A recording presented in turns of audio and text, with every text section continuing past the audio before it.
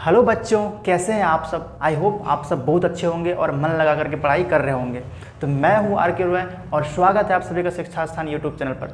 तो आज हम लोग क्लास 10 एनसीईआरटी मैथ्स का प्रश्नावली 3.1 का क्वेश्चन नंबर पहला देखने वाले हैं इस वीडियो में। ठीक है, इस क्वेश्चन को बहुत अच्छे से देखेंगे तो आप पूरा वीडियो को देखिएगा, आपको पूरा समझ में आ जाएगा लास्ट तक। ठीक है, क्वेश्चन क्या कह रहा है देखिए। कह रहा है आफ्ताब अपनी पुत्री से कहता है, क्या कहता है भाई, कि 7 वर्ष पहले, पूर्व मतलब पहले, मैं तुमसे 7 गुनी आयु का था। मतलब 7 साल पहले जितना उसकी डॉटर का एज था उसका 7 गुना एज था आफ्ताब का। और फिर क्या कहता है, अब से 3 वर्ष बाद, यानी अभी से 3 साल बाद मैं तुमसे केवल 3 गुनी आयु का रह जाऊंगा। मतलब 3 साल बाद सिर्फ 3 गुना हो जाएगा। अब हमसे क्वेश्चन क्या कह रहा है, क्या यह मनोरंजक है। जाहिर सी बात है, 7 साल पहले 7 गुना था, 3 साल बाद 3 गुना हो जाएगा, मनोरंजक तो है भाई। इस स्थिति को बीजगणितीय तथा ज्यामितीय रूपों में व्यक्त कीजिए। तो देखिए इस क्वेश्चन में हम लोग क्या क्या सीखने वाले हैं। पहले तो आप दिए हुए वर्ड प्रॉब्लम जो स्थिति है उससे बीजगणितीय समीकरण बनाना सीखोगे, यानी कि 2 चर वाले रैखिक समीकरण युग्म बनाना सीखोगे। दूसरी बात क्या सीखोगे आप, 2 चर वाले रैखिक समीकरण युग्म से ग्राफ कैसे बनाते हैं वो भी सीखोगे। तो चलिए शुरू करते हैं। देखिए जब भी इस तरीके क्वेश्चन आए तो आपको सबसे पहले जो मानना है ना उस पर ध्यान देना है। देखिए आफ्ताब का उम्र यहाँ पर और उसकी बेटी का उम्र, जाहिर सी बात 2 ही पर ही चर्चा होगा ना, तभी ना आफ्ताब का उम्र आपको मानना पड़ेगा और बेटी का, उनकी बेटी का एज मानना पड़ेगा। कौन सा, वर्तमान उम्र। तो हम शुरुआत करेंगे, माना आफ्ताब का वर्तमान उम्र, आफ्ताब का वर्तमान उम्र आयु जो आपको x वर्ष मान लो आप, और पुत्री का, आफ्ताब की पुत्री का वर्तमान उम्र बराबर y वर्ष मान लो। ठीक है, इतना तो हो गया सर। लेकिन क्वेश्चन में कह रहा है कि 7 वर्ष पूर्व यानी 7 साल पहले। तो मुझे एक बात बताओ, अभी किसी का एज है मान लो 20 साल, तो 7 साल पहले कितना एज रहा होगा। अभी के एज में से 7 साल घटा दोगे तो 13 साल हो जाएगा। तो अभी अगर वर्तमान उम्र आफ्ताब का x वर्ष है तो 7 साल पहले कितना एज रहा होगा, इसमें से 7 घटा देंगे। ठीक है, तो लिखेंगे 7 वर्ष पूर्व, 7 वर्ष पूर्व आफ्ताब का उम्र। बताओ जी, आफ्ताब की आयु, आफ्ताब का आयु बराबर कितना हो जाएगा, x माइनस 7 वर्ष, क्योंकि अभी वर्तमान उम्र तो x वर्ष है ना, तो 7 साल पहले 7 घट जाएगा वर्तमान उम्र में से, कितना एज रहा होगा वो निकल जाएगा। और पुत्री की आयु बताओ, उम्र बोलो आयु बोलो एक ही बात है। पुत्री की आयु बराबर कितना, जितना अभी है उसमें से 7 घट जाएगा, क्योंकि पुत्री की आयु भी 7 वर्ष पहले निकाल रहा हूं। ठीक है, अब देखिए प्रश्नानुसार क्या कह रहा है, अकॉर्डिंग टू क्वेश्चन, यानी प्रश्नानुसार क्या कह रहा है। 7 साल पहले जो आफ्ताब होगा, 7 साल पहले आफ्ताब होगा इतने एज का, ये जो है अपनी बेटी का एज का 7 गुना है। तो एक बात तो आप वैसे भी समझते हो, आफ्ताब जो है बड़ा होगा और उनकी बेटी उससे छोटा होगा, तो ये इसका मतलब x माइनस 7 बड़ा है और y माइनस 7 छोटा है। इतना समझ रहे हो। तो आफ्ताब का उम्र जो है मतलब बराबर, आफ्ताब का उम्र जो है जैसे बोलो मतलब बराबर अपनी बेटी के उम्र का 7 गुना है। देखो अपनी बेटी के उम्र का 7 गुना बराबर आफ्ताब का उम्र। ये पहला प्रश्नानुसार कह रहा था, ये पहला कंडीशन था जो आया। तब यहां से आपको एक समीकरण मिलेगा, x माइनस 7 बराबर 7 से गुना करो, 7y माइनस 7 7 49। तो क्या करो, x माइनस 7 दोनों को उठा के धर लो, तो माइनस 7y प्लस 49 बराबर 0। तो यहाँ से आपको क्या मिल जाएगा, x देखिए माइनस 7y लिख लीजिए, 49 प्लस में या 7 माइनस में, तो यहाँ प्लस यहाँ माइनस, अपोजिट साइन है तो घट जाएगा। 49 में से 7 गया तो 42 बचेगा, और बड़ा नंबर 49 है उसका साइन प्लस, तो प्लस हो जाएगा, बड़े नंबर का साइन हो जाता है। ये हो गया आपका समीकरण 1 हो गया। अब दूसरा कंडीशन देखिए क्या कह रहा है, आया, मजा आ रहा है, समझ में आ रहा है। ठीक है, दूसरा कंडीशन कह रहा है कि 3 वर्ष बाद। ठीक है, तो ये था 7 वर्ष पहले का बाद, अब है 3 वर्ष बाद। तो 3 वर्ष बाद आफ्ताब और उनकी पुत्री का उम्र पहले निकालते हैं। ठीक है, 3 वर्ष बाद कॉमा आफ्ताब की आयु, आफ्ताब की आयु बराबर क्या हो जाएगा। अभी देखिए वर्तमान उम्र है x, तो 3 वर्ष बाद क्या होगा, 3 जुट जाएगा। अभी आपका उम्र है 20 साल, 3 जोड़ दो तो 20 3 23 साल हो जाएगा। तो उसी तरह से 3 जोड़ देंगे, x प्लस 3 वर्ष हो गया। और पुत्री की आयु बताओ, पुत्री की आयु बराबर y साल है ना, y में 3 जुट जाएगा, तो 3 वर्ष बाद दोनों का उम्र निकल गया। फिर से प्रश्नानुसार कह रहा है, according to question, A for according, T for to, Q for question. प्रश्नानुसार क्या कह रहा है कि आफ्ताब का उम्र जो है, यानी आफ्ताब का उम्र जो है मतलब बराबर, जो है मतलब बराबर, जैसे बोला मैं जो है मतलब समझ जाना बराबर। आफ्ताब का उम्र जो है अपनी पुत्री के उम्र का 3 गुना है। पुत्री का उम्र ये हुआ, उसका 3 गुना हो गया पूरा आफताब का उम्र। ये समझ में आया? देखो 3 साल बाद आफताब का उम्र, 3 साल बाद पुत्री का उम्र, पुत्री के उम्र का 3 गुना है आफताब का उम्र। जैसे आप कहते हो 15 जो है 5 का 3 गुना है, तो 5 में 3 से गुना करने पर आपको बराबर मिल जाता है ना। वैसे यहाँ पर भी समझ सकते हो आप कि अगर आफताब बेटी का उम्र का 3 गुना है आफताब का उम्र, तो बेटी की उम्र में 3 से गुना कर दूंगा तो आफताब का उम्र मिल जाएगा। कब? 3 वर्ष बाद की बात है, इसलिए 3 वर्ष बाद दोनों का उम्र निकाला। चलो ये भी आप समझ गए। तो यहाँ से भी एक इक्वेशन मिल जाएगा, सॉल्व कर लो। x + 3 = 3y + 3 तिया 9, दोनों को इधर लो तो दोनों का साइन चेंज होगा, तो -3y -9 = 0। तो यहाँ से क्या मिला आपको? ये -3y आप पहले लिख लो। देखिए +3 -9, तो यहाँ प्लस संख्या दोनों जुट घट जो भी होगा वो कर लेंगे, प्लस यहाँ माइनस, अपोजिट साइन है तो घटेगा। 9 में से 3 घटा लो 6 हुआ, और बड़का नंबर 9 है उसमें साइन माइनस तो माइनस लग जाएगा। अपोजिट साइन घटाते हैं और घटाने के बाद बड़े नंबर का साइन लगा देते हैं। ये हो गया इक्वेशन 2। तो आपसे क्या कह रहा है देखिए ना, इस स्थिति को बीजगणितीय तथा ज्यामितीय रूप में व्यक्त की जाती है। ये जो समीकरण 1 और समीकरण 2 जो है यही बीजगणितीय रूप है। तो क्या कह सकते हैं? दिए गए स्थिति का बीजगणितीय रूप, बीजगणितीय रूप क्या होगा? ये दोनों इक्वेशन x - 7y + 42 = 0 तथा x - 3y - 6 = 0। ये आपका हो गया एक आंसर। बीजगणितीय रूप मतलब दोनों समीकरण लिख देना एक साथ में, ठीक है। आप देख लीजिए, इसका स्क्रीनशॉट ले लीजिए, क्योंकि मैं इसको हटाऊंगा ज्यामितीय रूप में दिखाने के लिए। ज्यामितीय रूप का मतलब ग्राफ बना के दिखाना पड़ेगा, तो इसमें आगे ग्राफ बनाएंगे। तो अब ये सीखिएगा आपकी ग्राफ कैसे बनाते हैं। लिख लिया? चलिए आगे बढ़ते हैं। देखिए समीकरण 1 ये था और समीकरण 2 ये था, मैंने लिख लिया क्योंकि उधर मिट जाता फिर दिखने में दिक्कत होता। तो आप जानते हैं ना, यह एक रेखा को निरूपित करता है और यह भी एक रेखा को निरूपित करता है, और एक रेखा का ग्राफ बनाने के लिए 2 बिंदु काफ़ी होता है, पर्याप्त होता है, ठीक है। कम से कम आपको 2 बिंदु लेना पड़ेगा, हम कम से कम 2 ही बिंदु लेंगे।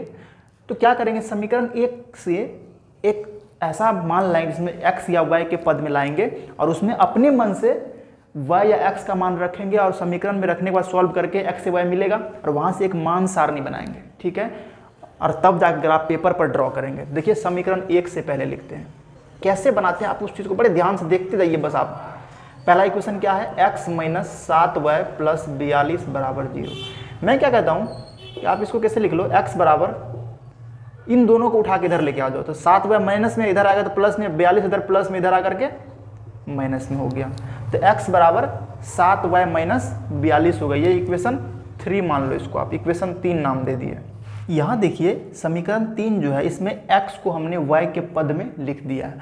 अब इस समीकरण में y का मान रखते जाइए और x का मान मिलते जाएगा। तो हमको 2 ही बिंदु चाहिए, तो इसलिए हम 2 बार रखेंगे y का मान। तो पहली बार रख लेते हैं y का मान, समीकरण 3 में y बराबर रख लेते हैं 6 रख लेते हैं, में लिखा हुआ ये y बराबर 6 रखने पर, तो y बराबर 6 रखेंगे क्या होगा, x बराबर 7 गुना y की जगह पर 6 रखिए -42, तो x बराबर क्या होगा 42 - 42 मतलब 0 हो गया। तो यहाँ पर हमें इसका मान सारणी बनाना पड़ता है। तो मान सारणी कैसे बनाते हैं देखिए ध्यान से, इसमें x और y का बनाते हैं। यहाँ पर रखा हमने x, यहाँ y। तो पहली बार देखा हमने y कितना रखा, y रखा 6, तो x कितना मिला 0, तो x 0 मिल गया। एक और मान रखना है, तो कितना रख लेते हैं, यही कर लेता हूँ मैं, जगह का थोड़ा सा अभाव है। तो समीकरण 3 में y बराबर रख लेता हूँ 5, y बराबर 5 रखने पर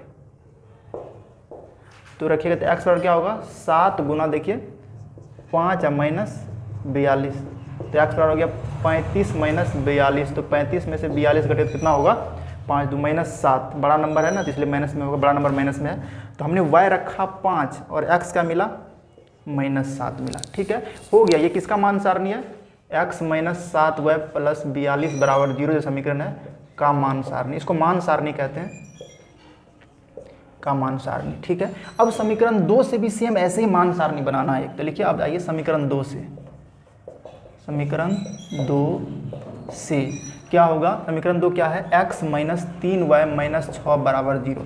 आप क्या कर लो, x को रहने दो इधर, ये 3y और 6 को दोनों इधर भेज दो, तो क्या हो जाएगा 3y प्लस 6 हो जाएगा, क्योंकि 3y इधर माइनस में, 6 माइनस में इधर आके प्लस में हो गया। इसको समीकरण 3 मान लीजिए, ठीक है। अब इसमें y रखते जाइए और x मिलते जाएगा, तो क्या कीजिए, समीकरण 3 नहीं, इसको 4 मान लीजिए, क्योंकि 3 तो पहले हो चुका है, तो इसको 4 मान लेते हैं। तो समीकरण 4 में कितना रख दे बताइए, तो y बराबर रख लेता हूँ पहली बार में -1।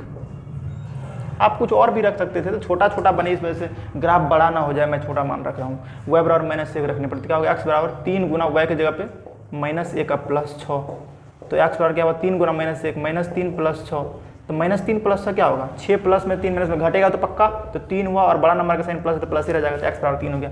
इसका भी मान सारणी बनाइए, इसका भी बना लीजिए मान सारणी। तो ये हो गया x, ये हो गया y। तो x का मान पहले y का मान रखे ना, y कितना रखे -1, तो x कितना मिला 3 मिला। एक और y का मान रखना है समीकरण 4 में, तो समीकरण 4 में कितना रख दे बोलिए, y बराबर, अगर मैं y बराबर रख दूं 0, y बराबर 0 रखने पर थोड़ा और छोटा बनेगा, इस वजह से रख रहा हूँ, तो x बराबर क्या होगा 3 गुना y का मान 0 प्लस 6, तो x बराबर 3 गुना 0 0 हो गया, तो 0 प्लस 6 ही रह जाएगा ना, तो y रखा 0, तो x मिल गया 6। तो ये किसका मान सारणी है, x माइनस 3y माइनस 6 बराबर 0 समीकरण का मान सारणी है। तो दोनों समीकरण का मान सारणी हमें मिल गया। अब क्या करना है, बस ग्राफ पर वो कोऑर्डिनेट एक्सिस ड्रॉ करके इन पॉइंट को दिखा करके मिला देंगे, वहां से लाइन बन जाएगा, और वही होगा ज्यामितीय स्थिति दिए हुए सिचुएशन का, ठीक है। तो मैं इसको हटाता हूँ, क्योंकि ग्राफ बनाने के लिए जगह नहीं हमारे पास, तो आप इसका स्क्रीनशॉट लेना चाहते तो ले लीजिए। चलिए बढ़ते हैं आगे। तो देखिए, समय की बचत के लिए हमने पहले ही x एक्सिस और y एक्सिस जो है वो खींच करके रख लिया है, और मान सारणी ये रहा, ठीक है। यहाँ पर आपको ग्राफ पेपर पर सॉल्यूशन दिख जाएगा कैसे इसका ग्राफ बनता है। यहाँ देखिए, अगर मैं इस पर ग्राफ बनाने की कोशिश करूँ तो कैसे कर, देखिए पहला जो समीकरण है x माइनस 7y प्लस 42 बराबर 0 का मान सारणी क्या है, x 0 y 6। जब x 0 है तो y का मान कितना है 6, तो y का मान तो 6 हुआ ये, और x 0 तो y एक्सिस पर ही होता है ना, मतलब 0,6 पॉइंट चाहिए, इसको आप 0,6 पॉइंट कह सकते हो ना, तो यही पॉइंट है आपका 0,6। एक पॉइंट तो मिला आपको 0,6। दूसरा पॉइंट क्या है, x पर -7 और y पर 5, तो x पर -7 ये होगा, ये x एक्सिस होता है, ये y एक्सिस होता है, ये मूल बिंदु ओरिजिन, तो x पर -7 और y पर 5, x पर -7 ये रहा, ये सामने, और y पर 5 के सामने आइए, तो कहाँ, यहाँ कहीं लाइएगा, यहाँ पर, तो ये हो जाएगा। देखिए इस दोनों के सामने में, सामने, अगर सामने नहीं आ रहा तो माफ कीजिएगा, आप खुद से पेपर पर ड्रॉ कर सकते हैं। तो x पर हो गया -7 और y पर 5 हो गया, यही लाइन है ना, इस लाइन को आप मिला लीजिए। अब देखिए ये हो गया, इनको ड्रॉ कर लेते हैं, ये बन गया हमारा लाइन। इस लाइन का क्या इक्वेशन है, x माइनस 7y प्लस 42 बराबर 0। इतना तो आप समझ गए। ऐसे ही दूसरा लाइन भी बनाएंगे। दूसरा क्या है, लाइन जो है x माइनस 3y माइनस 6 बराबर 0 का 3x पर और y पर -1, x पर 3 ये हुआ, y पर -1 ये हुआ, दोनों के सामने आइए, तो यूं कहीं यहाँ हो जाइएगा, x पर 3 और y पर -1 ये बिंदु हुआ। दूसरा बिंदु है x पर 6 y पर 0, x पर 6 ये हुआ और y पर 0, तो x एक्सिस पर ही होता है ना, y 0 x एक्सिस पर होता है, तो मतलब यही बिंदु हो जाएगा। अगर कोई 0 हुआ ना तो या तो x एक्सिस पर होगा या y एक्सिस पर होगा। अगर x 0 हुआ तो y एक्सिस पर, अगर y 0 हुआ तो x एक्सिस पर। तो ये पॉइंट हो गया 6,0, ये पॉइंट हो गया आपका 6,0। एक बिंदु ये रहा, एक बिंदु ये रहा, दोनों बिंदु को मिला करके रेखा खींच लीजिए।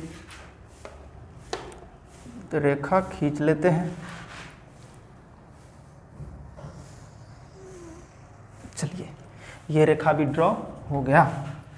इस रेखा का क्या समीकरण था, x माइनस 3y माइनस 6 बराबर 0।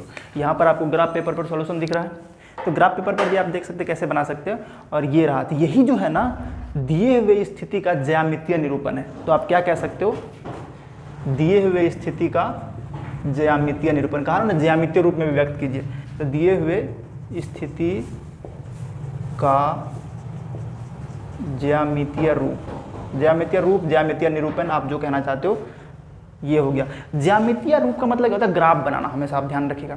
तो आपने इस क्वेश्चन से क्या सीखा, जो जो दो चर वाले रैखिक समीकरण युग्म होते हैं उसका ग्राफ कैसे ड्रॉ करते हैं, और ये ग्राफ ही ज्यामितीय रूप होता है और बीजगणितीय रूप तो हमने पहले आपको दिखा दिया था, तो आप इसका स्क्रीनशॉट ले लीजिए।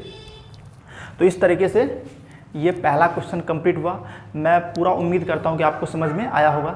यदि आपको समझ में आया है तो आप कमेंट करके हमें बताएं, तो उससे हमें बहुत अच्छा लगता है और आगे और ज़्यादा बताने का पूरा मतलब मन करता है, इनफैक्ट ऐसा मोटिवेट होते हैं। तो चलिए मिलते हैं नेक्स्ट वीडियो में। Thank you.